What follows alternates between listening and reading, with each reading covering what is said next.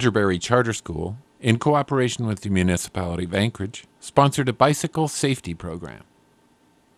Winterberry Charter School is in a new facility this year, and a lot more and different students are riding their bikes to school, including my family with a kindergartner and a third grader. And just doing some observations that, you know, for my kids, just really getting out on the roads for the first time, they could use some reinforcement from the parental position of bicycle safety, as well as sharpening some of my skills and refreshing some of my knowledge about bike safety. I had been thinking about this, and then unfortunately one of our students, Mary Robichaud, was in a bicycle vehicle collision a couple of weeks ago and was seriously injured in that crash. Though she was wearing a helmet, she used the crosswalk correctly. We want to make sure that our students know as much as possible and are as safe as possible. Working with the Muni was fantastic. I found a link on the Bicycle Commuters of Anchorage site. I called up Lori Skanke with the Muni, who's the non-motorized transportation coordinator, and she says we can work with you. And they pulled together some of their trainers, including nationally certified bike safety professionals, and are very marvelously putting this training on for Winterberry today.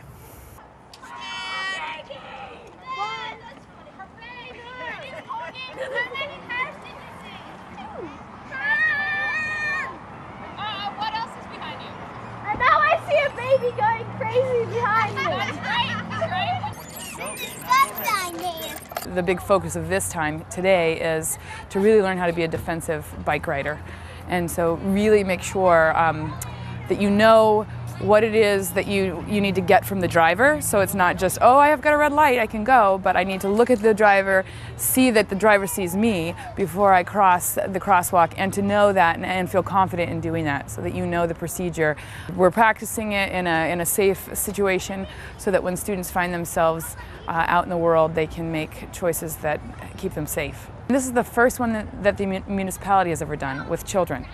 So it's really exciting to have those partnerships with the municipality and have them come here on their own time and share this with children here. And we were anticipating, you know, just a handful of children, and we have all of these kids, and then also the volunteers from our community who've come to help with it. Safety is something important to always keep in mind, whether you're riding in your car, riding on a bike, walking down the street, cooking in your kitchen, and getting refreshed on what some of the rules and precautions are, and safety equipment is an important thing in many aspects of our lives. And I'm really glad that we have the opportunity to share this with the school today.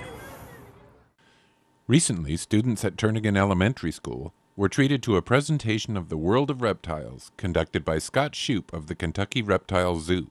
My name is Scott Shoup. I'm the Associate Director of Education with the Kentucky Reptile Zoo, which is a facility in Kentucky that is devoted entirely to reptiles. It's a zoo all about reptiles. We have about 1,100 animals there. And I'm traveling around to schools and libraries throughout the state of Alaska with a live reptile show for kids and families, and it's a lot of fun. I wrote a book about rattlesnakes, so I'd have to say that's probably my favorite, the rattlesnakes. I've always been partial to the venomous snakes because they're so fascinating, and actually working on another book now on venomous snakes of the world. This is a California king snake. He's one of a number of different king snake varieties found in the lower 48. They're found virtually throughout the continental United States, the lower 48. They come in a lot of different colors and patterns. This one, as I said, is from California.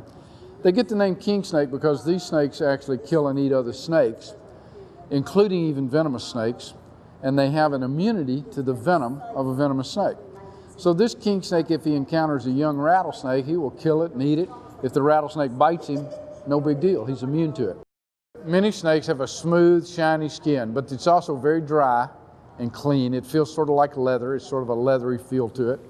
Students saw many different animals, including this tegu lizard, an African tortoise, and they learned why this animal is classified not as a snake, but a legless lizard. They were also thrilled to see their principal, Carissa Coate, take the eyes closed test.